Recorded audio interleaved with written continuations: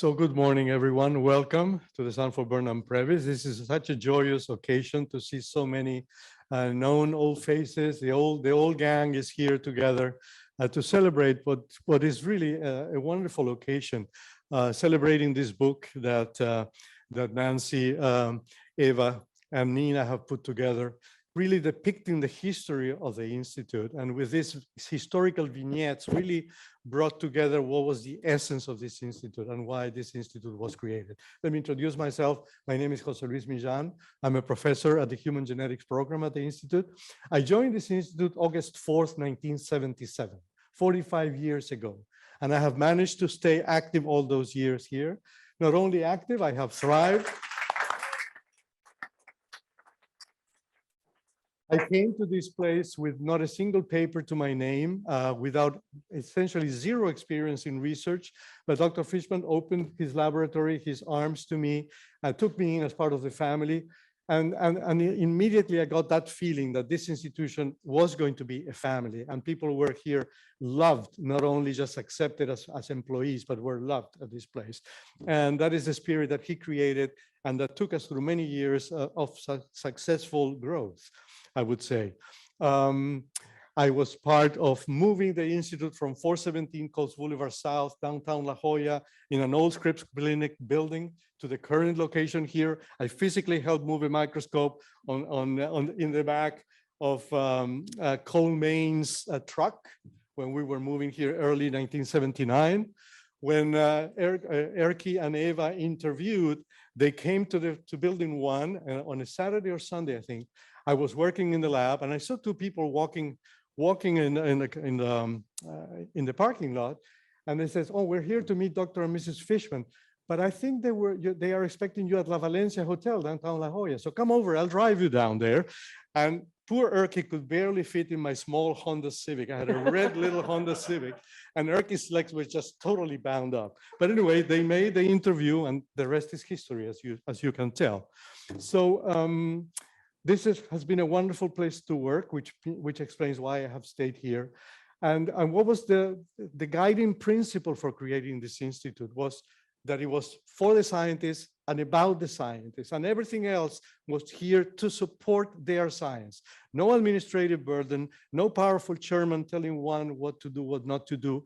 If you could get it funded, you could do it. And that was the principle that created this institution. And this is the principle that needs to be preserved, because that's what made us unique throughout all of those years.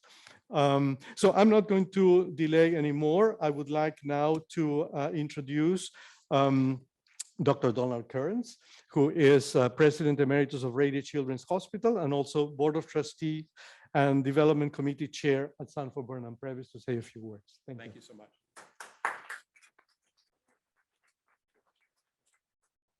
Thanks, everybody, for being here. I don't have that history. I have actually just parachuted in. So I've only been on the board now for about 2 years. And one of the reasons I'm so excited about being on the board is the opportunity to do what you're doing with more of the institutions locally. The reason I was attracted was actually the science that we did with Rady Children's Hospital. So that's what's gotten me excited. But I'm representing the board today, and I'm representing our community. And I just want all of you to know how proud we are of what you have accomplished over this many years and what these ladies have documented in their book. But I want to assure you that the board is all in for creating a magnificent future about what happens next. And as I like to say, we're going to be standing obviously on the shoulders of champions. What you've accomplished so far has been incredible. As I was walking in, I heard the story that one of our scientists was involved with creating the PSA test initially. And I just want to say I got my PSA result back today, and it was 1.5. So I'm celebrating that. So thank you all for being here. I don't know who comes up next. Perfect. Thank you. Appreciate you being here. Thank you so much.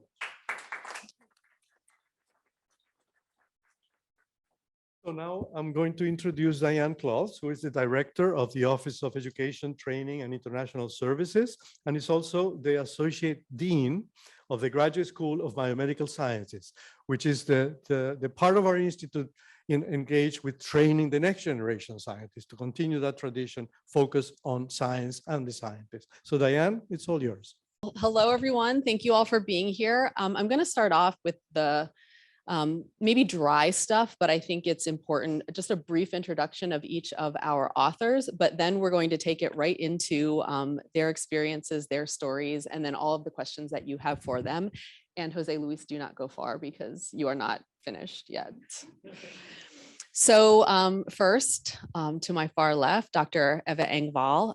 She is currently Professor Emeritus here at the Institute. She has had a fantastic career. You can read all about it. So I'll just go into the brief details. Got her PhD at the University of Stockholm, did postdoctoral training at the University of Helsinki and also the City of Hope. And I think was a staff researcher at the City of Hope for a while, and then was recruited to the La Jolla Cancer Research Foundation in 1979, correct? Yeah. And one of the things that I'm hoping will come out today that I am most excited about and most grateful for, as I know all of our scientific trainees are, is that she was way ahead of the times in creating a How to Succeed in Science program for our postdocs and junior faculty while she was a full faculty member here at the Institute. So that was something she took on herself and really was a pioneer at the Institute for Career and Professional Development, which is what I now oversee here. So thank you for that. Nancy Beddingfield. So Bachelor of Arts in Literature from University of Colorado and UC San Diego, and was a member of the National Association of Science Writers for many, many years. So involved in science for sure in your own way. So she started at the Institute as an assistant to Dr. Ruslati in 1980, I believe, and then was here until 2007 in various roles. So if you read the book, you'll find out she is, I guess, responsible for the first computer actually functioning on, on the Institute's campus. So it's wonderful. Yeah, so she was here as assistant to Dr. Ruslati, had various roles, including the Institute's first director of public affairs, which is very exciting. So I think responsible for getting the external community to know the Institute. So that's really exciting, I think. And right to my left, Nina Fishman. So many of you may think she's here today as the daughter of Dr. William and Lillian Fishman, but she's here for many other reasons today as well, also being the author. So Nina has a master's in education and has developed a very successful career as an organizational development consultant, which is something that is very exciting to me. So most recently, I think she has a unique perspective on the Institute, I think, that I want to bring out, because I think a lot of times we don't focus on what we do well as an organization. And she has a unique perspective on that throughout her career. But most recently, she and her husband have co-founded a medicinal mushroom company called MyShroom, which is also very exciting. So there's a lot of science involvement here, even from the individuals who didn't go straight through their education in the biomedical sciences. Is there anything any of you would like to add that I forgot or add about each other? No? Did good? Okay. So the first question, maybe somewhat of a boring question and an obvious question, but I'm hoping it'll set the stage for all the great stories you're going to tell us. So the first question, why and how a book? So did one of you, one day you were just thinking we should write a book at the Institute, or how did that start? And then how did you even put a book together? I know about writing scientific manuscripts, but I wouldn't even know where to start on a book. So I'm very interested to hear. You're looking at me. Okay. So it was Christina Våre's idea. I had not thought, I had idea about another book I was going to write when she suggested that I and Nina, and then we recruited Nancy into the project, that we should write a continuation of Dr. Fishman's original book. And then I learned that it was actually Joel, Nina's brother, who came up with the idea. Okay, so we thought we'll give it a try, but we wanted to have Nancy engaged in this project because she knew things about, how to run the institute and things like that, that we didn't really. So I also heard that you are quite the project manager as well. Perhaps the drill sergeant, maybe one of them used those words, maybe not. Maybe, no. So Nancy, you were the one that shared with me that Ava really spearheaded sort of the whole process. So can you share a little bit about that? I can. I was very honored to be asked to join the project. And I'd like to say that the order of authors on the book reflects the way scientific publications are published. So the senior responsible author is always the last author. And the first author, which I'm thrilled about, is the young postdoc who slaves in the lab and loses weekends. And I'm the youthful one. But that's where the logic comes from. But Ava, this was Ava's heart. And it's just an honor. I was a privileged witness. So I have institutional memory, which is for a targeted lobotomy that's going to wipe out everything. So we've got another hour and a half, and then We'll be sure to follow up. So Truly. all of you are going to write the next book. So you were recruited into this also, so somewhat by your brother? I guess, yeah, my brother sent me a copy of the letter he said to. My brother Joel lives in Jerusalem, so that would make it difficult logistically. He's also a trained historian. My background was also in English literature, so I could write. I thought I had the time in my calendar. I wasn't working full time.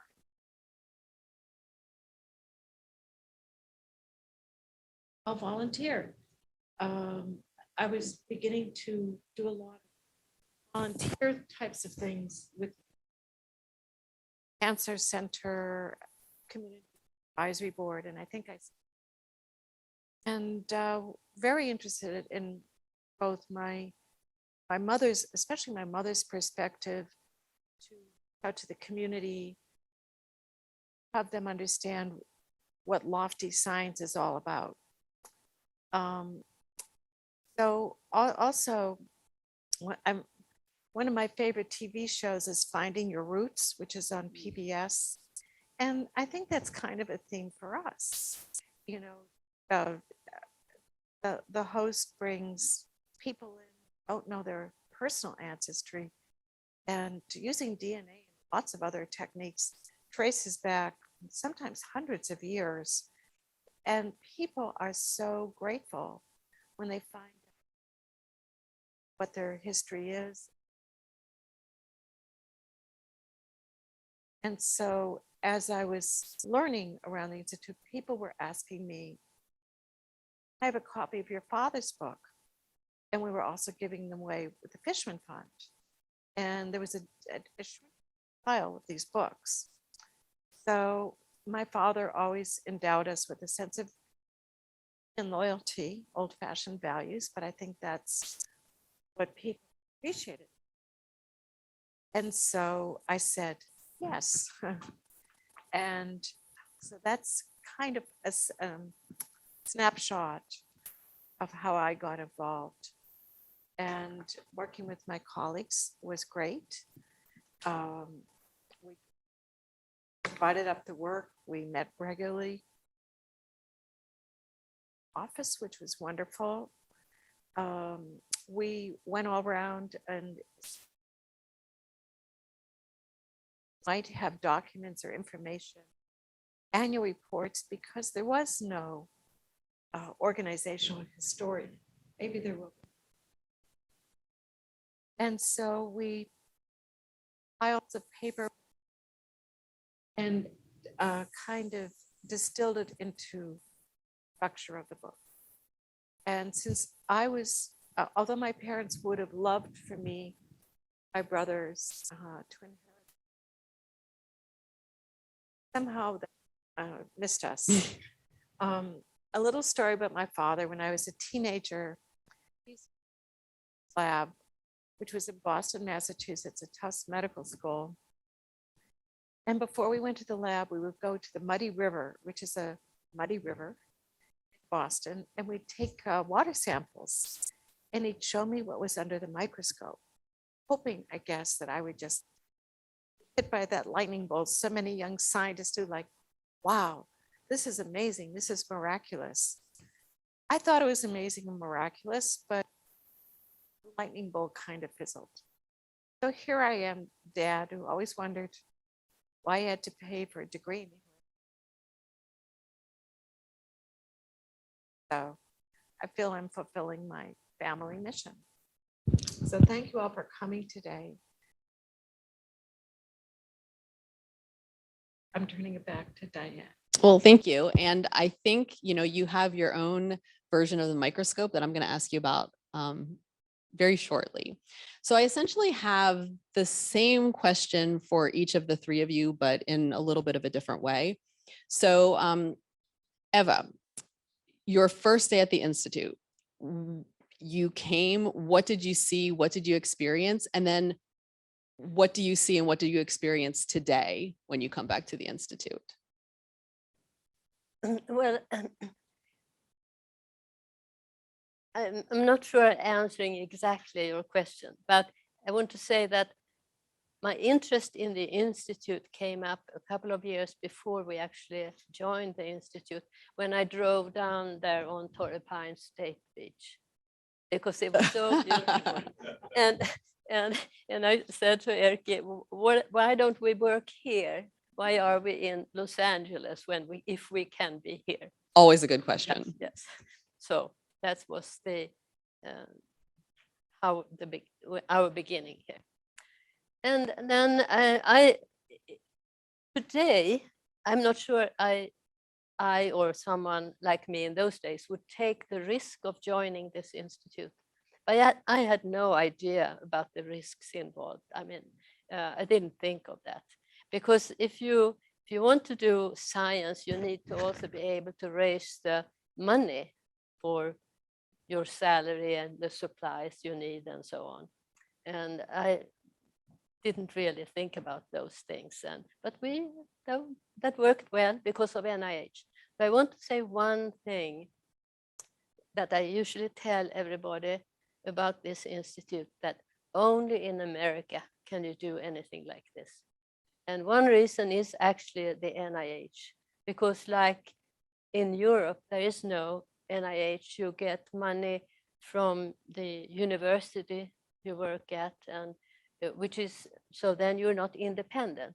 If I get my research money from NIH, I can do whatever I want to do without having everybody around me to approve of this. So it was very interesting and great experience to join this institute that then grew and grew and grew. So when you arrived, there was one building still? Everything was in one? We were in building 1. And that was actually the only building used. There was a building 2, but it was used by Hybridtech, a company. So we only had a couple of labs. And then with time, we took over building 2 when we recruited more people. So what is it like? I mean, you're a friend to the Institute, so you've been here over the years. Is there any time you can remember suddenly you came to campus and thought, wow, this is so different? Or was it just a gradual change for you? I don't know if I have thought about that. So I can't really answer the question. But I mean, since I retired, I'm not sure the Institute has changed that much. At least I don't see it when I visit. Then, of course, the rest of the time was continuous. So, we don't think about changes. You don't when you're going through them. So Nancy, Yes, ma'am. you were essentially agreeing to a 6-month job, and we're here for 20+ years. I thought I was taking a temporary job. I was of conscience, I would not have applied for a permanent job because I thought I was on my way to other things. But 1980 was a magic moment. Everything was new. And I think it was a huge advantage for a young institute. And I'll give you a few examples. The Supreme Court had just ruled that it's possible to patent biology. Bayh-Dole was, in a few years, was brought on board, which doubled the NIH budget. Jose Millan and Bob Oshima, who's here with us. Bob was doing cloning before they were arrested. I mean, you still had to sift through the literature to do it. The tools of biotechnology or biochemistry were just coming online to enable people figuring out how to do the thing, figuring out the methods that are now off the shelf or automatic. But I think as a new institute, as new technologies came on board, the institute was young and growing, and things could be brought on board maybe more easily than would be the case as an established institute. But we brought animals from City of Hope to here. And the only place we could put them in was where IT now is, downstairs in building 1. And that when it rains, it's flooded. And then I and my technician had to feed the mice and take care of them. And yes, then is another question, the laboratory animal control Exactly. exist at that time. Was there any equipment here when you walked in the door? Like in your No, lab? I don't think there was anything. One piece of equipment that was very important to me was a spectrophotometer that I was given by a Finnish company. And it was so popular that Hybridtech from building 2, they came over and used it every day. And I remember everyone was really excited. They had these neat little things that to me looked like an oversized ballpoint pen pipette. Everybody remember? It sounds so exciting, but it was actually very nice at the time. It was easier to use than Or a pipette? yeah, pen Okay. pipette. Remember?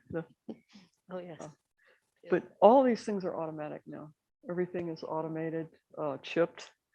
The other thing that I think is really interesting at the Institute, this is all before the internet came along a few years later. And I mean, a decade later, I guess it was late 90s really when we went online. But we went from a moment of wet biology to systems biology to combining wet biology and chips. It just happened naturally, and people would come on board and bring their interest and their know-how. I'm rambling a little bit, but Well, no, is that so? Not being a scientist, you're talking so much about the science. Is that what kept you here? Were you bribed? every day there was no boredom. There was no, everything was, and this is in retrospect.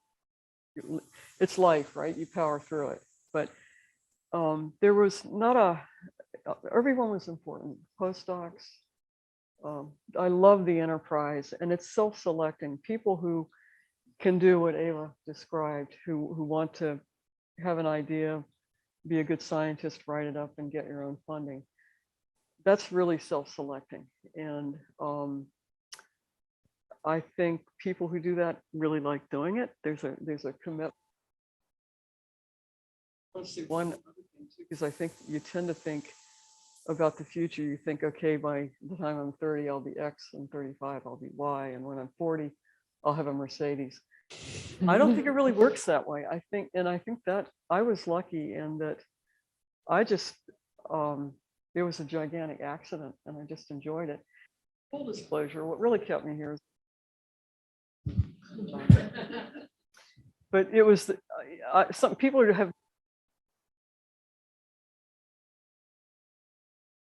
even walking in, I left these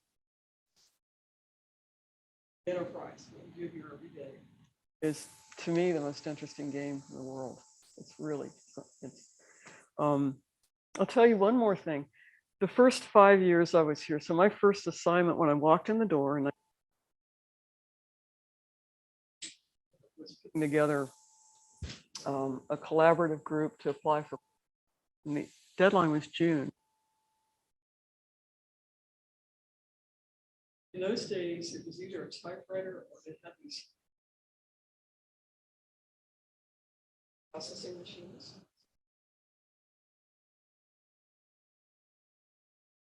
We didn't use symbols, we spelled them out, but if you wanted to do that, you had to take the daisy. That was the normal type and put the daisy wheel on. And you had to run the document twice. Yeah. That was the first process. That grant was approved. Dr. Fishman and other PEs.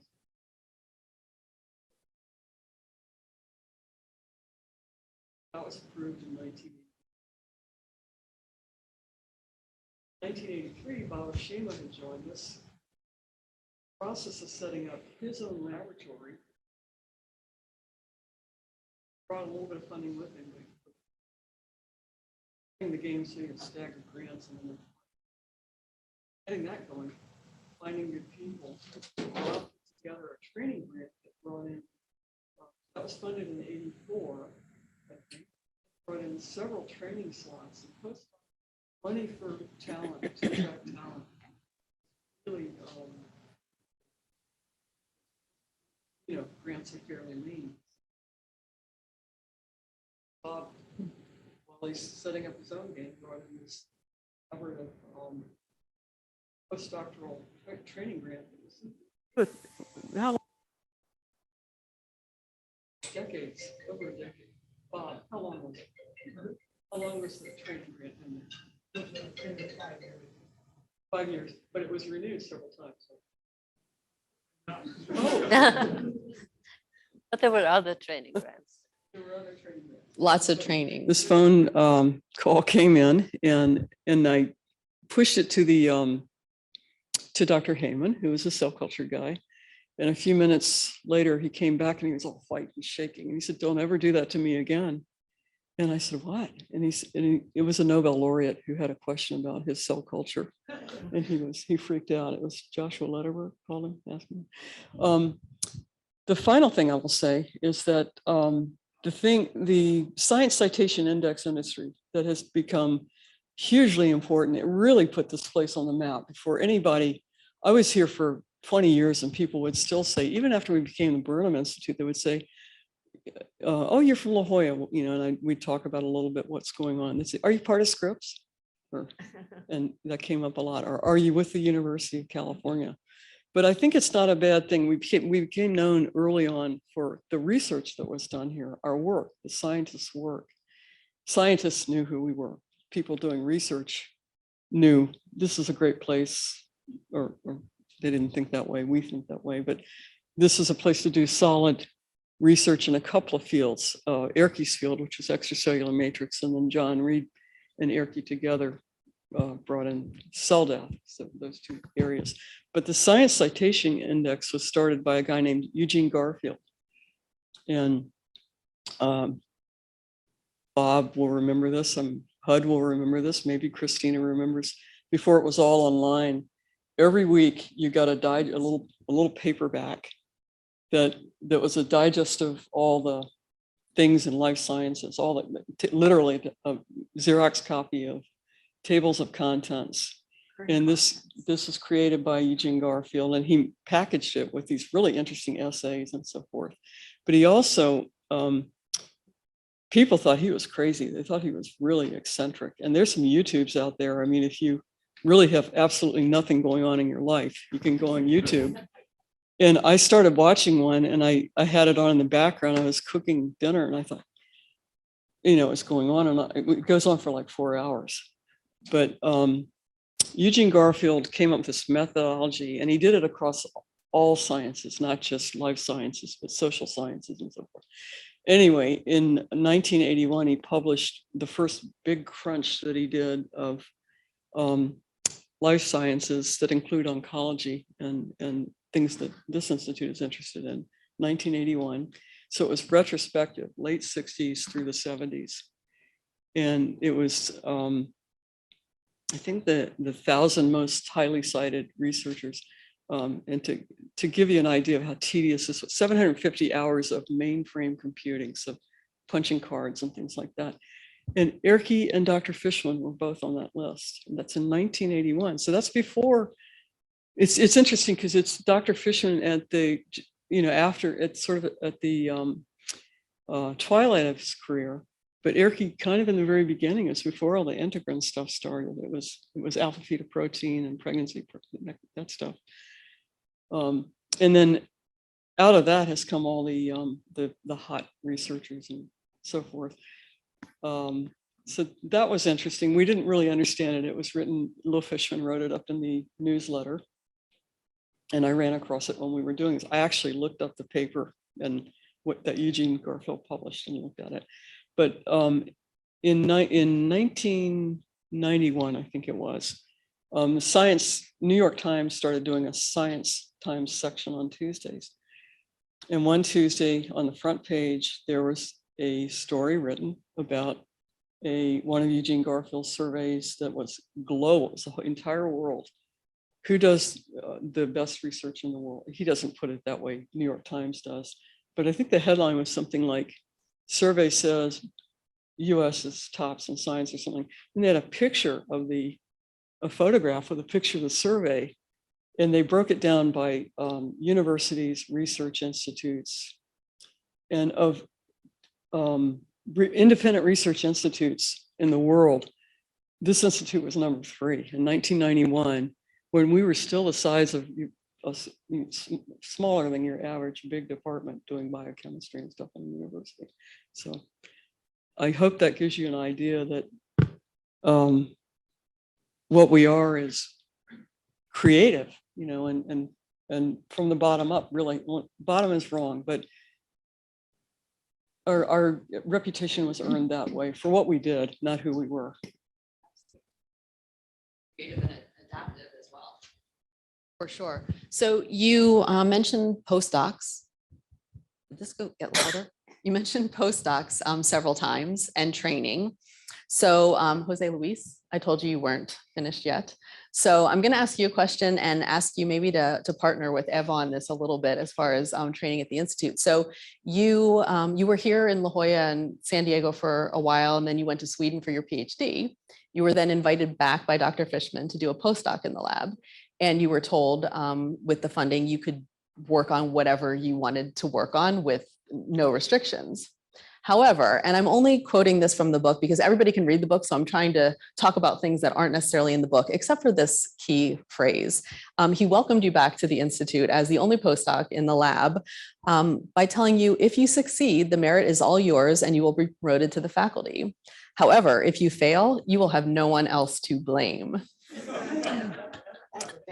So you chose to take that as an exciting opportunity, right? Like only responsible for yourself. But what I'm interested in, I'm hoping everybody else will be interested to know also, how did that experience of being that sole postdoc and having that independence, but also the responsibility for your own success, shape not only your early career, but also how you now mentor and train others? Because you obviously succeeded because you've been at the Institute ever since. So come on up. Yeah, Absolutely, please. thank you so much. Well, that is a very nice question. And indeed, it affected my entire career because that is exactly the way I run my laboratory. I give postdocs usually 2 or 3 projects because I know 1 or 2 are going to fail. One of them is going to work out. And then I leave them alone. When I joined Dr. Fishman back from my PhD in Sweden, I was determined to clone the cDNA for placental alkaline phosphatase. This was the early days of cloning. Nobody had really very much idea how to do things. I read the Maniatis book, page to page, and single-handedly developed a Lambda GT11 library, which became famous at the Institute. Actually, during my promotion to assistant professor, Tony Hunter commented, he has developed a great library. He shared it with half the world. I hope you're not basing his promotion on the fact that he has a good library that he shared with people, that he has more interest in science than just that. But essentially, I learned myself molecular biology, published a single author paper in JBC. and was promoted to the faculty and got my first R01. I have to emphasize what Eva said. Why this institute succeeded and survived was because of the power of the R01, principal investigator or investigator-initiated project grant proposal. That gives you the freedom to do in your laboratory whatever you wanted to do. And if you lost funding, you were unemployed. It was always clear at this institute that just like John Reed would say later on, we ate what we killed. One of the funding pillars of the institute. And you really had to bring in your funding to pay yourself, pay your postdocs, and pay your science. So the way I ran my laboratory, I give my postdocs guidance. This is an interesting question. Go and figure it out how to do it. Learn whatever technique you need. Ask your colleagues, ask your fellow postdocs. Learn by yourself. I'm not going to teach it to you. I'm not going to walk you by the hand. Some people make it, some people don't. If they don't make it, maybe they're better suited for other things. If they make it, they take ownership of what they do. Because I always felt that I owned my work. And this is why I became known in the alkaline phosphates field early on, because whatever I did, it was I who had done it. And I could essentially project that experience on the subject. So it influenced me very, very much to this very day. I don't consider myself a good mentor, but that is my essentially, I leave them alone. Ask me if you have a question, I'll try to guide you, but I'm not going to walk you by the hand. Should say a couple of other things about how this institute has worked. Another fundamental pillar of this institute has been the shared services, which Erkki has always insisted on having state-of-the-art facilities in support of the scientists.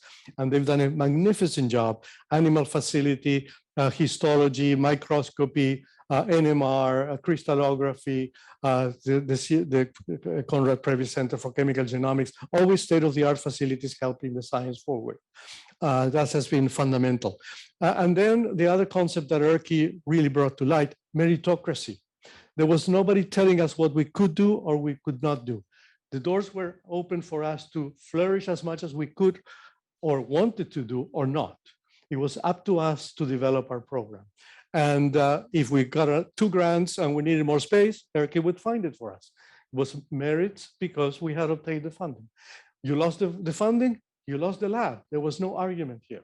There was nothing to negotiate with any powerful chairman. It was strict correlation. You succeed, you get what you need. Well, I know for a fact that your postdocs think you are an excellent mentor, so you don't give yourself enough credit for sure. So Eva, you and I know Lillian also took a great interest in postdocs. You also their professional development. You started this How to Succeed in Science series that you spearheaded yourself. So I'd love to hear a little bit more about one, what put it in your mind that postdocs maybe should have some information other than just how to do science. And then also, how did you find the time to do that as a researcher yourself? Well, I have to say I probably learned from Lil Fishman. Do I need this one? I learned to appreciate this from Lil Fishman. She had one of her, well, first she had the newsletter, I don't know how often, monthly, which was very informative for everybody at the Institute. And it was not about science, it was about personal interactions and things like that. And then she organized lunches for new employees. And it was, those were very interesting. Here comes people from all over the world, don't know anything about the area or anything. And it must have been horrible for some of them. But these lunches then gave people an opportunity to learn each other, get to know each other, and where to go to need for help and so on. And then, so about one of the things that I think that I liked that I did was this, generate this what's called a career development award. So we heard before about postdoctoral fellowships. Postdocs can apply for fellowships from NIH or other organizations, and that allows them to stay and work at the institute under the supervision of their principal investigator. But what can they do anything on their own? So I wanted them to be able to think about how to develop their careers. What do they do after they have been a postdoctoral fellow? And so the idea of this career development award was to get people to apply for it and then use it for whatever they wanted that had to do with science. Like going to meetings that maybe their boss wasn't interested in them for them to attend, but could have been of importance for their later careers and things like that. And so the money, it wasn't that much money and it wasn't that many awards to give out every year. But one thing I think was important about this was the announcement that these career development awards, you could apply for them. And then it said that you had to describe your plans for your future career and what you're going to do next and things, answer questions like this. So I think not everybody got an award like this, but I think everybody got an opportunity to actually think about their careers, even if they didn't get the money to pursue what they wanted to do, but they could, think about it. So that is what I think was important about that. Yeah, and I think it's, I certainly appreciate it because it really set the stage for part of the culture at the Institute, which is to appreciate the role of postdocs and also to understand that there is some level of responsibility to help them get where they want to go, whether that be in science, if they're able to succeed, or maybe to guide them in other directions if it's not necessarily the best direction for them. So along the lines of the organization and the culture that we create. So I mentioned to everybody, Nina, you have had a career in organizational development and have done this. So from your perspective, inside the Institute as a member of the Institute family, but from outside the Institute as far as not necessarily being employed here, what are some of the observations that you've had over the years from an organizational perspective? And the reason I'm asking this is because I think, especially as scientists, we're trained to be critical, to find out what's wrong and figure out how to fix it. But if we don't spend time also understanding what we've done right, we're unlikely to repeat the right. So what have you seen this institute do right from an organizational and a cultural perspective that's led to its success and the type of environment that has been created?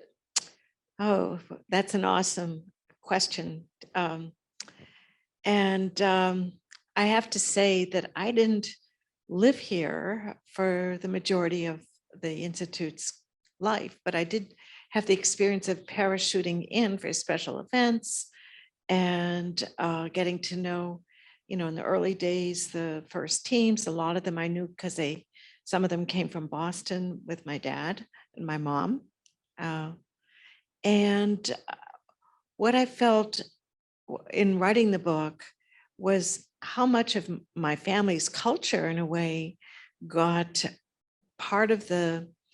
became kind of the core DNA of the culture of the Institute. Not totally, because everyone who came here added something to this tapestry. And so it was co-created. But I think what my parents stood for was to create an environment where people could flourish. And that is something that organizational development consultants really want their clients to do. They want to help them create maybe the epigenome or the culture where people like Jose feel freedom, feel that they can pursue their curiosity. My father believed that he was a victim, or he was hampered, shall we say, not a victim, of organizational politics. So he sought to create an environment where there could be the least amount of politics possible. I don't know if that's still true because as organizations grow, there tends to be more bureaucracy and everyone comes in, and I think some of it's inevitable, but I think that is still a good legacy to look into and to perpetuate. His belief was, let's not put things in there that suck the energy away from the scientists who want to really focus on their research and want the elbow room to do it. So he really tried to create that environment. I think, and what I read in the book, and I didn't know this, is everyone was called staff scientist. Now I know that's changed because people need to have resumes, but the idea behind it is everyone here, including the people who provide the support, we are all a family. We're all here to help each other achieve our mission.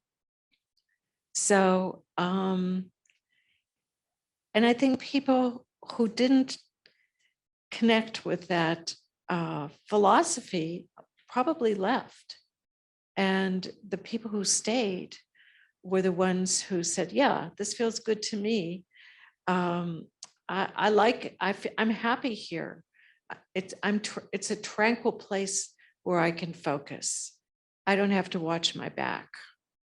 So all of that, the idea if you read the books for in business management or organizational development, they talk about creating an environment which has fewest boundaries as possible, where people can meet each other informally and have creative conversations.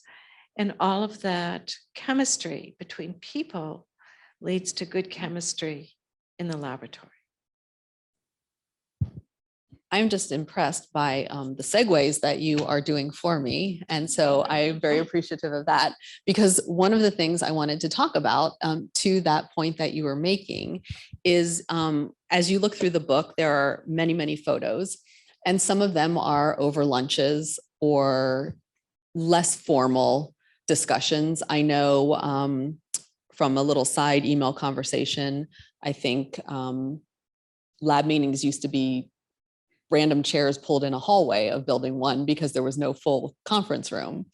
So I would love to hear some of the stories of, you came back for some events, but some of those getting to know each other activities that were done at the Institute. So tell us some of the stories behind the pictures of sitting around a picnic table. Beer was mentioned many, many times.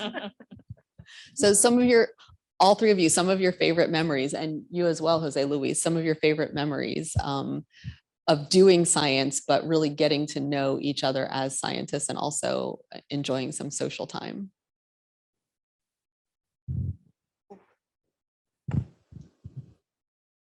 Well, I don't know if this is a story, but I just want to add to this that we had lab meetings twice a day.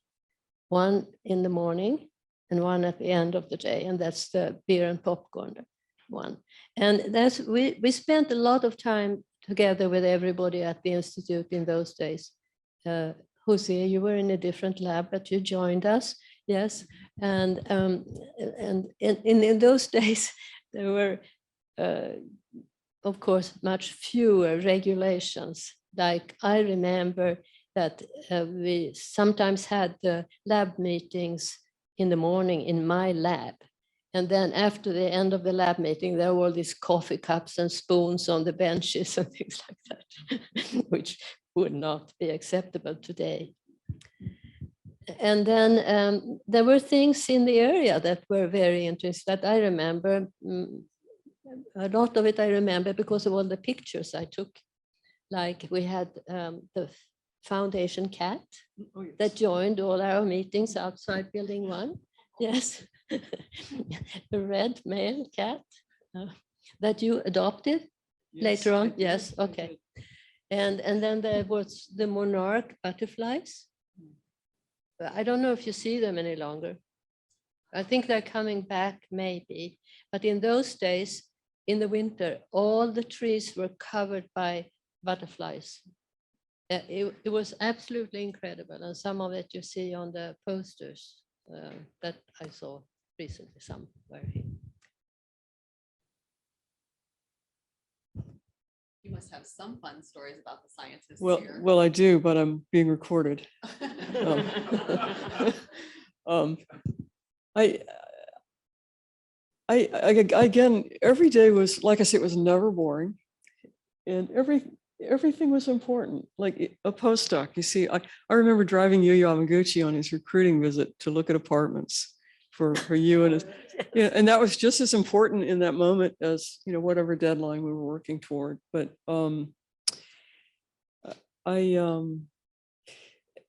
it's a wonderful endeavor. And I think it's science, something that surprised me. I'd never really had reason to think about it, but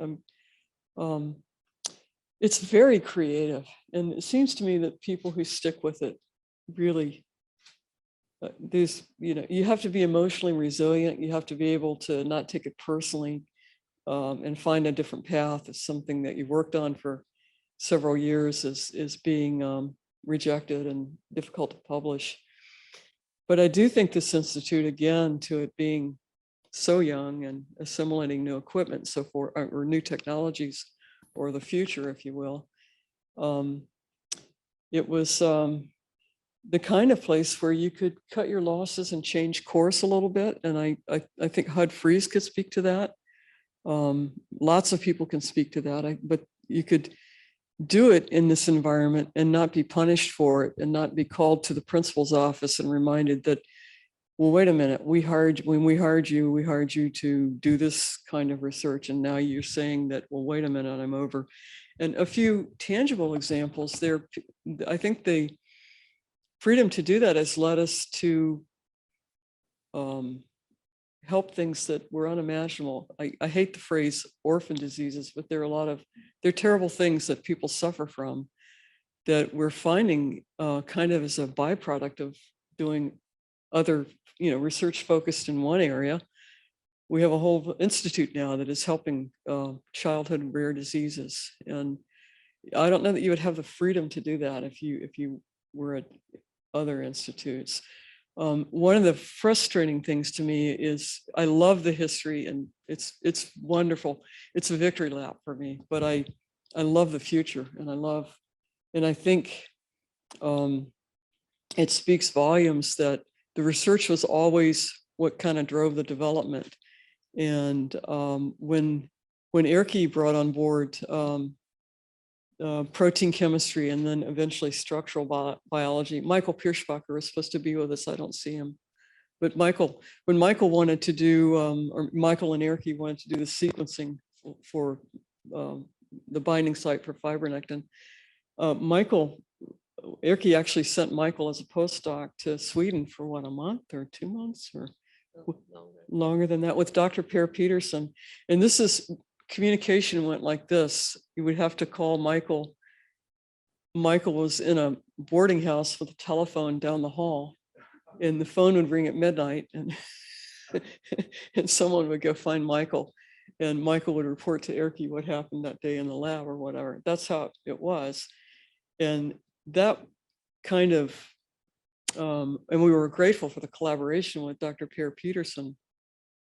That led Erke to want to bring in structural biology, and there was no NIH money for the major equipment at that moment. So it was private money, private foundation money that made that possible, to private.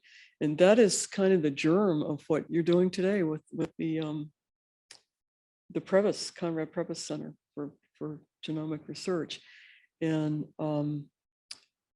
I think, again, it speaks volumes that we had that latitude when John Reed came along and kind of reimagined. And by the way, John had a 10-year lying in period before he was appointed president CEO. Erke had a strong, the continuity was great in those early years. Dr. Fishman worked with Erke. Our president CEO came from out of the ranks, and at least through the first 4 administrations, the leader has been a working scientist who kind of rose up through the ranks, getting grant support, publishing papers and so forth, and imagining the future. But when John imagined this drug screening center, the seeds of it came from, he got an award from the BMS, Bristol Myers Squibb, special award, $500,000. And that helped bring in some money to set up a chemical library for screening. Dr. Francesca Marassi, who's one of our NMR people here, the instruments, the first instruments for NMR were paid for with some of the seed funding from one of Erke's grants. But John recruited medicinal chemists, and there something really interesting happened. The NIH started issuing these large collaborative roadmap visioned grants, and we were locked and loaded. I mean, all the thinking and imagination and the know-how and the ability to recruit more know-how, that was here. We didn't get the ideas didn't come and then we ran out and form a team and do it. We actually had the seeds to start that kind of mega collaboration here. And I think it's incredibly exciting what can happen in the future. I really do. And I hope I live to see some of it. One more thing, I think I will share this. This is very informal. Dr. Fishman and Lil Fishman had the really wonderful culture. And but Erke, I used to refer to myself as a graduate from the Erke Ruslotti School of Management. And this again is retrospect. Erke would ask me to do something and it would never occur to me that I couldn't do it, right? And I remember one day I asked him about something and he had a look that was kind of, it could be a little intimidating. And he just looked at me and he said, "You only have to ask if you're about to do something really stupid. Don't ask unless you're about to." So, and I puzzled about that for years. And years later, I saw a movie, Forrest Gump, and there's a line in Forrest Gump, and I think the theater, I thought they must have thought I was crazy, but Forrest Gump says, "Stupid is as stupid does." And I remembered that thing Erke said to me, and I started laughing. And, but the trust, I guess I'll say culture, trust, and all of these wonderful people. And one more thing, and I'll hand it over. I had a feeling really young, and again, it's all this information, learning, everything's new. Patenting is new, everything. And everything was a master class. But I know at the bench here, I really believe this when in the years that I was here. Absolutely every day, something important happened. And you don't know it sometimes for a long time. Somebody does an experiment and it fails. That's important. I learned that from Erke. There's no such thing as fail. It's bad. It's well, okay, it doesn't work. Try something else. Don't kill yourself. Just rethink it. And that's the benefit of coffee.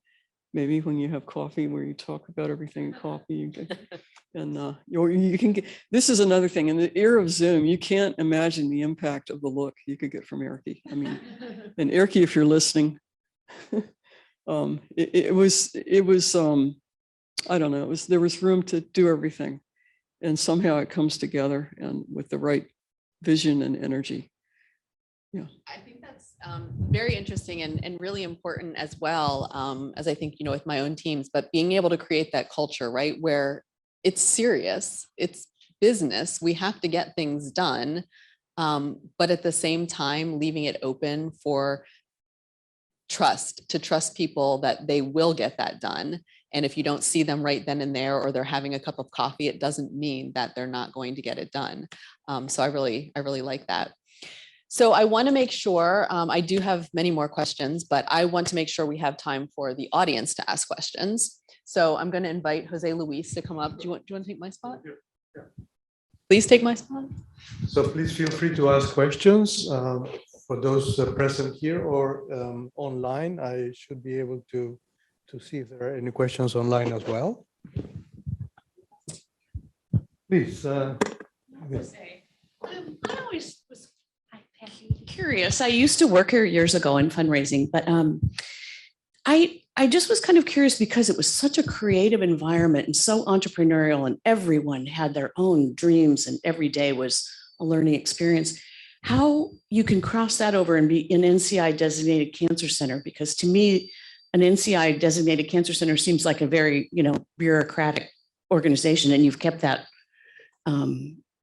identity for so long. So was it hard to become an NCI cancer designated center, and what does that take? Would you like to take that, Eva? I was here when they had the first site visit for the planning grant for the cancer center. It was actually held in this auditorium, and I was running the slideshow for them. It was almost like a 16-hour event, and I ran out of batteries in the projector at the very end. So that was and they got a 2-year planning grant for a cancer center, and then it was funded and lost it since. Now, of course, the Institute grew, the interest of the scientists grew beyond cancer-related subjects, and that is where Erkki expanded to different centers or different programs. So the structure became a little bit more formalized, mostly for the purpose of reporting, not because the PIs were bound to any allegiance to any center. In fact, we could see our names listed under one program one day, next week we would be on the other, and it really didn't matter to us at all. It was just a formality for reporting agencies. And the Institute has maintained the Cancer Center designation, has been crucial for the support of shared resources at the Institute. Anything else you want to add, Eva or Nancy? I would say one thing to Patty. By the way, Patty, it's good to see you. The NCI designation is it's the coin of the realm. It's the primo thing to, and it is it's earned every 5 years and renewed and replenished. And there are places who get in trouble. This place never did. Another thing I really appreciated about this group of people that I worked with, when Erkki, I came in the morning of the site visit for one of the first grants when I was probably his program project, but I walked in early and put my lunch in the refrigerator, and believe it or not, the mouse room, after Ava set up the animal facility, that became our auditorium.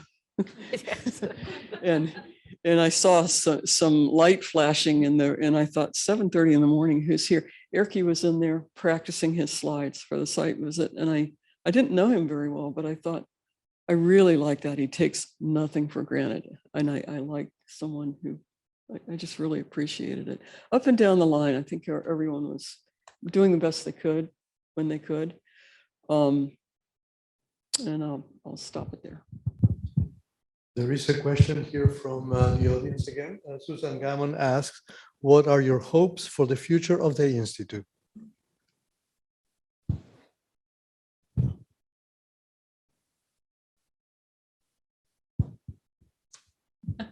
But I can't answer.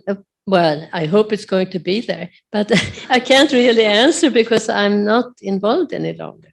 I'm here because of the past, not because of the future. Well, what I would like to add is that this book is now in print at a very good time in the history of our place. And it's good to remind everyone of why this institute was started and what was the culture that was created and made us unique from everybody else on the Mesa. And if we lose that culture, then we become just another building in the Mesa. And that is not what we want to be at, another building in the Mesa. So the culture centered on the scientists, on their freedom to pursue their projects, their freedom to self-associate into programs if they wish to, or remain by themselves if they wish to.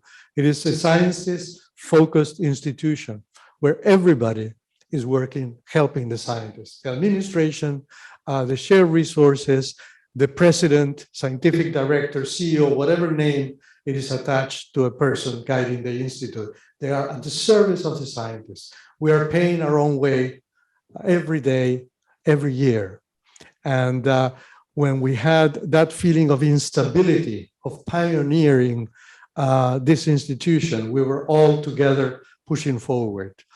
And we cannot afford that culture to be lost. When there are some people that are secure versus everybody else insecure, that creates a dissonance that is hard to push forward in the same direction. So we need to remember what was the founding principles of the Institute and retain that spirit going forward. I would like to continue many more years at this institute, and that is my hope for the future. And I'm sure there are other scientists here that may want to express some feelings in favor or against this, but perhaps Hudson Fries may want to comment, or Yu Yamaguchi, other old timers that know what this is about. Thanks, Jose Luis. Yeah, you and I are old timers, and so is Dr. Yamaguchi. We've been around for a long time, and everything that they've said is absolutely true. We're special, and that's not egocentric, that's earned. And we earned it because we did exactly what you said. We pulled together, we knew what we wanted to do, each of us individually and collectively, we knew what we were going after. And what we need to have is a solid, firm commitment going forward. This is what the Institute is about. It is an institute generated by scientists, for scientists, and everything needs to be done in the service of advancing that idea. And if we ever lose track of that, we're in trouble.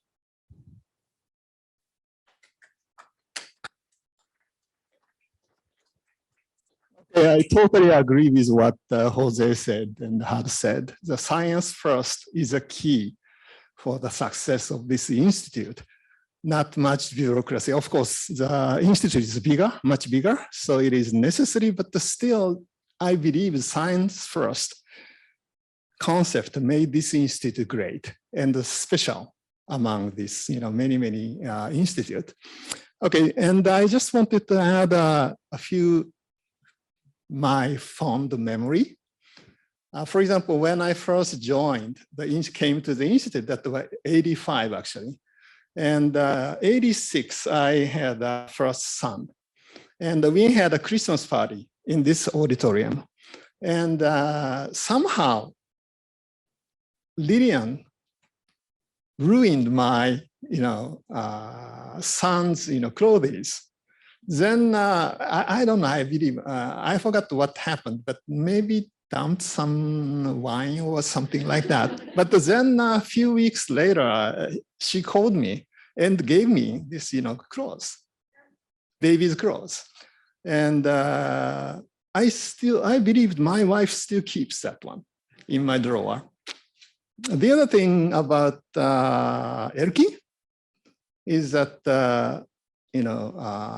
he's a pretty strict guy. But that's at the same time, he's so cute. Yeah, yes, he was so cute. And but anyway, strict side is just on one Christmas day, there was a small room in the current Francesca's laboratory, which was an oligonucleotide synthetic facility. And the guy decorated the window with a whole bunch of Christmas items. And Erki didn't like it because he thinks that the institute or facility should look like professional in any way. So that's another thing of Erki. And that's almost all. Okay, one other thing. When I joined the Institute in 85, Institute kept a car. Do you remember that? I do. All the American car, like a Ford or, Oldsmobile, I don't know, I forgot. But when I came here, I could use that car. So first thing I did when I joined the Institute, it did a joyride with the car. So I first, took a car from here and drove down to the La Jolla downtown and went to the Mission Valley and just a joyride. So that was actually fun. And they decided don't continue that because of the security issue and the insurance issue, I believe. But the atmosphere and the culture of the institute back then. That's all I wanted to say. I wish we had a picture of that old car. So I'll add something to what Jose Luis was saying. So first, I think I'll start out by saying that I don't think the Institute is about the scientists. It is about the science. And what I mean by that, and I think Nancy is a perfect example of what I'm about to say. So when I first came in 2000, we were setting up the NMR laboratory, actually. We got a couple of instruments. And there's a bunch of logistics with, details of bringing in these big magnets, the same as you see in MRI laboratories. And so I worked closely at that time with Pete Harold, who was our head of facilities, and Cheryl. And this is where I can tell I'm getting old because I forget her last name, but she was our CFO. And so these were wonderful, wonderful people because we had this relationship. So I was the scientist. One was facilities, one was the CFO. They brought in electricians. All of these people wanted to know exactly what science we were going to do. They were all heavily invested in getting this equipment up, making sure that it worked, making the science possible. And it was an amazing relationship for me because I got to work with them. I mean, in part, I'm hands-on, so I enjoy being part of the team. But they equally enjoyed, understanding what is it that you're going to do at the level of even, what electrical outlet do we need to make this work? And so we would all be working together, trying to make sure that it worked. So this is fundamental. And to hear Nancy now speak in such a way with such knowledge about exactly what science happened and what's going on at the Institute just reminds me of that. So my wish for the future would be that we preserve that and really cherish it. And I really think it's fundamental for success that we all know really what the mission is, but also, have fun and participate at all levels. Like, we're all experts in our areas, facilities, CFO, scientists, whatever it is, and it's all for getting out the research. Thank you, Francesca. Bobo Shima is another person that has been at the Institute since the very early days, and I've always trusted his wisdom. So I wonder if you have any thoughts about the future of the Institute.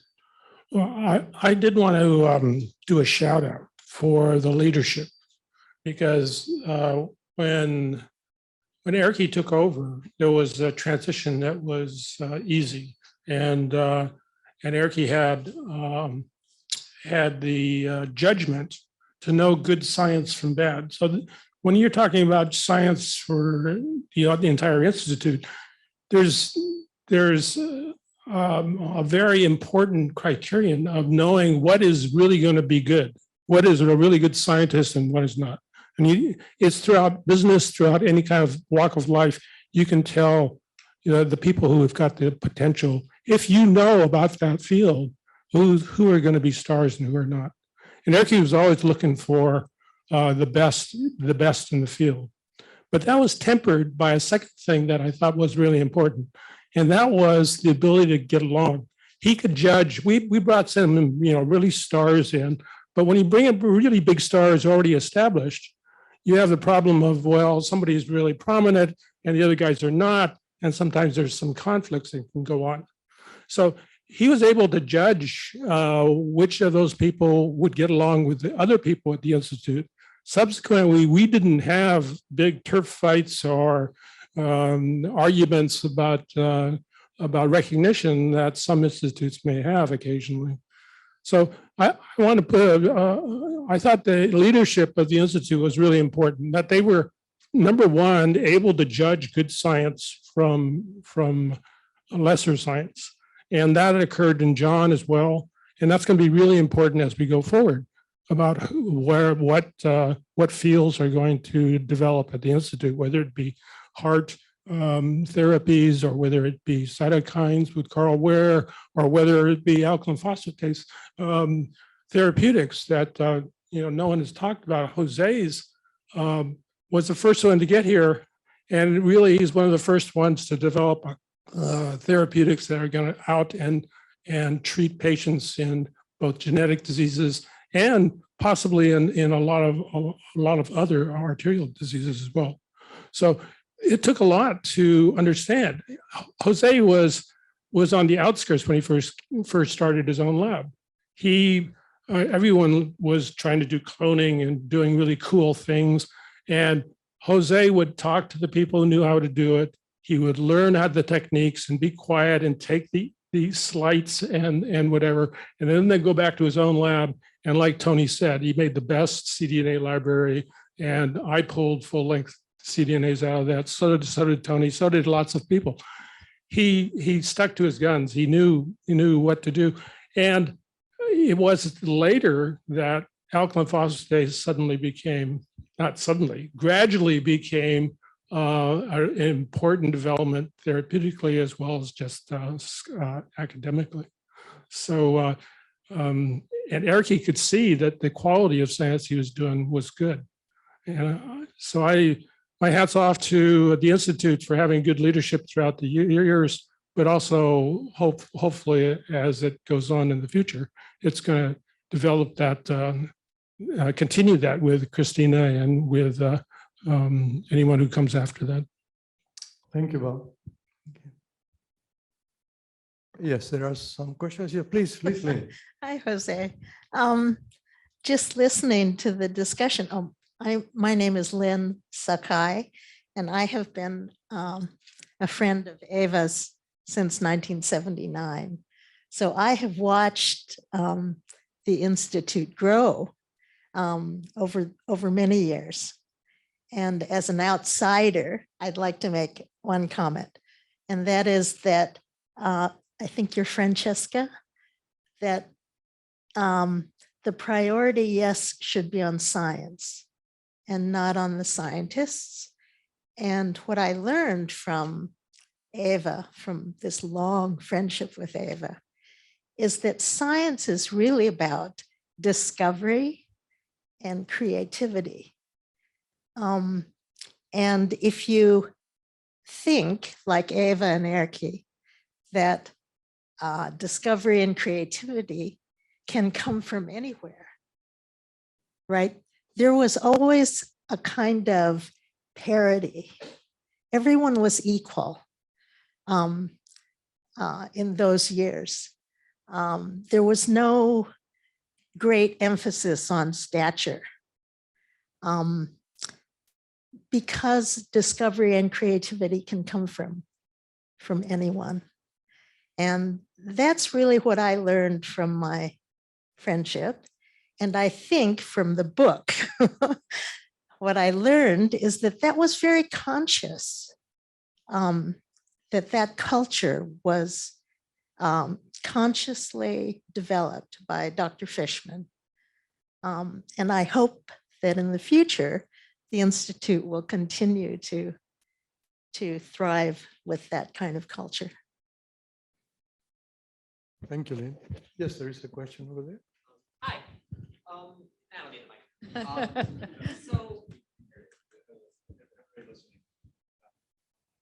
I need the. Okay, I do need the mic. Sorry. Okay, thank you, James. So I'm in the communications department, so I'm just as interested in what people think about us as much as I'm interested in what we actually do. So I guess my question is, since I'm brand new here, I haven't been here for even a year in San Diego or at Sanford Burnham Prebys. How has the reputation of this place sort of changed from those early days when it was just a bunch of kind of scrappy people to kind of who we are now, NCI designated cancer center, et cetera, et cetera. How has that evolution sort of occurred in your eyes, both people inside and from the outside?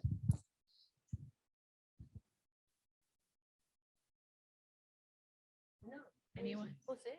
Jose? Well, I think it was just the emphasis on good science. Certainly, Erkki's work here at the Institute made the Institute a first-class institution, which was maintained throughout his tenure. And then he recruited John Reed, who was just riding the wave of apoptosis and became #1 scientist in the world for several years in a row. So maintaining the high quality of the science is what essentially put us in the map. I think that's the secret, just good science, hard work, funding will come along. Yes, please. Patty, for the web, the people on mute. I have to compete with him. You know, Lillian introduced me. You have a library here where she's kept, or the staff has kept all kinds of, you know, history about the science in the community. And years ago, I went in there and I got a picture of Joe Biden, who was 35, with Jonas Salk. And it was the opening of the Salk Institute. I carry it in my wallet. So when Joe Biden has a senior moment, I pull him out and I say, look at him, you know, the double chin, the brown hair, and, you know, look at how young he was. But my question was, I thought that that picture was taken here when the Salk Institute opened. And did you ever collaborate with Jonas Salk, the Institute, in the past? My understanding is that Dr. Salk was invited to one of our cancer center meetings that we had actually with tents right outside here, building 1. I think it was one of those occasions that he was invited, and then Senator Biden was invited as well. I don't know that we ever had any formal collaboration with the Salk Institute. We have, of course, yes, please.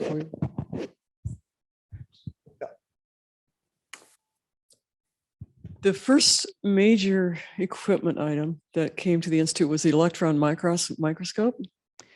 And Jonas Salk personally arranged, we could not afford to buy this. This is in the early 80s. Jonas Salk personally arranged for us to, I don't know if we rented it or, anyway, Charlie Birdwell came on board as a faculty member, George Clear as the facility manager, electron microscopy, and Ava, who'd never used one before, walked in, and maybe you can talk about that. No, I walked in, I had prepared some proteins that I had isolated with monoclonal antibodies, and George Clear had put them in the microscope, and I came in and I could actually see them. It was fantastic. It was absolutely fantastic. That microscope made a huge difference when it arrived. The other thing is we have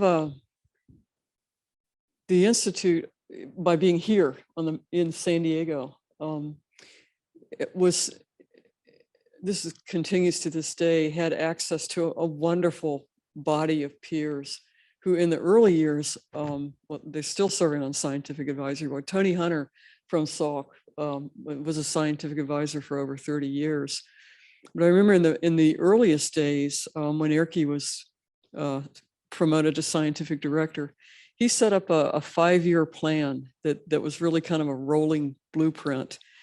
And we would update it annually, and it would start with the scientists Erkki would send out ask for people to send him, update their section. And it was used really to identify new technologies that the scientists wanted to bring in and recruiting needs. And that plan would then be reviewed at the scientific advisory board thingy, which would go all day, the meeting that would go all day. Several members from Salk and from Scripps, and it was really humbling for me. I would be recording this for Erkki and writing the minutes. To see the sincerity and the humility that each of these important individuals, and I'll give you an example, Dr. Renato Delbecco from Salk was a Nobel laureate. And I remember Erkki, I can't remember specifically what they were discussing, but I remember Dr. Delbecco, they're discussing, and his meeting binder that we sent out, this thick, he obviously had read every page. There were notes, personal notes. And at one point he turns and looks at Erkki and he says, how can we best help you to make, what can we do best?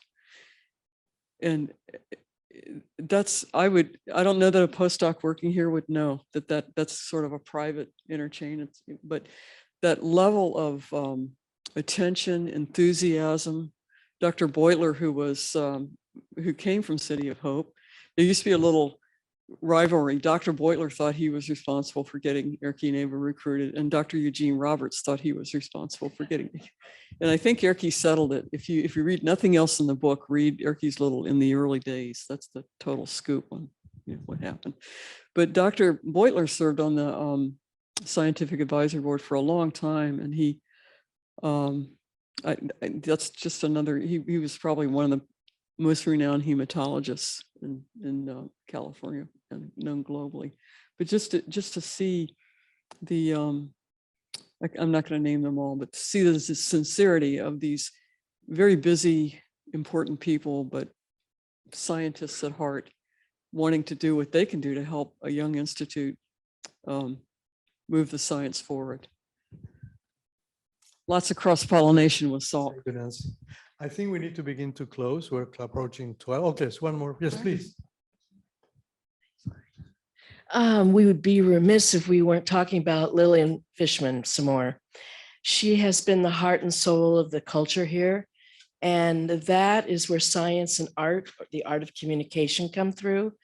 That Lillian's spirit of addressing people, of engaging people and furthering people, she took it out to the community where there was nothing, and it started a little group, the group of 12.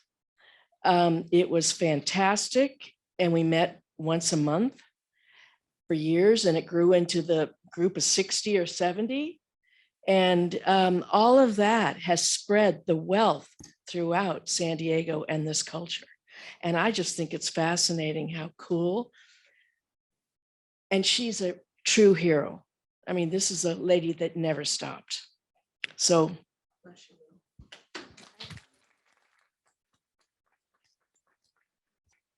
So let me introduce Christine Diekman, who is our Chief Development Officer, for a few words, and then I'll close up the session. Hi, everybody. I have to, Jose Luis already kindly introduced me. I'm Christine. I'm heading up philanthropy for Sanford Burnham Prebys. I've only been here for, goodness, almost 6 months. And I have to say, it was such a gift when I arrived on the scene. This book, hot off the press, arrived with me. And I just cannot thank you enough, Ava and Nina and Nancy, for creating this book filled with love and history and culture, because I came here for the love of science and research. I'm here today because of research. So I look at each of you and what you do every day, and forgive me for fangirling on you, if you know what that means, because we are indeed here at your service and the service of science and the service of cures. And it's our absolute pleasure. And for many of you, not just discoverers and scientists, but supporters and donors of all that we do here that you make possible. So thank you for giving me some shoulders to stand on. And I continue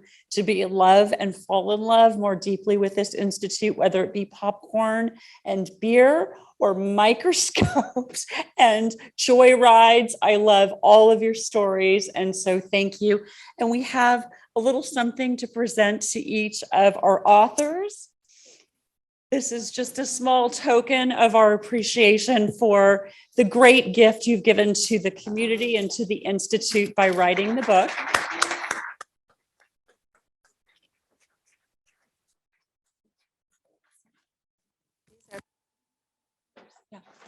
There's also something that you can open at your leisure. These are engraved books with our deepest gratitude for what you've created for us and really for many generations to come here at Sanford Burnham Prebys. So thank you. Very.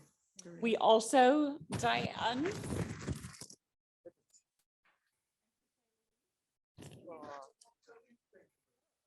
Thank you so much. Because Ava was here from Sweden and took this long journey, we put this together rather quickly for, the insiders here at the Institute and our supporters.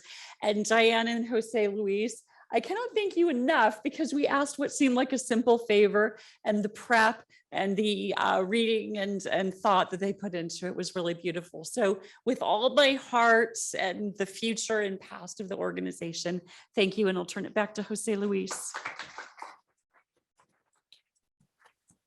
Thank you, Christine. So now we'll be closing. I would invite you to have the books, your own copies signed outdoors.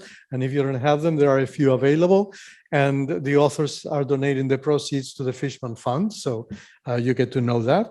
And there will be some photos taken here, but otherwise, thank you for coming. It's been a wonderful seeing you all again after so many years in some cases. So thank you for coming.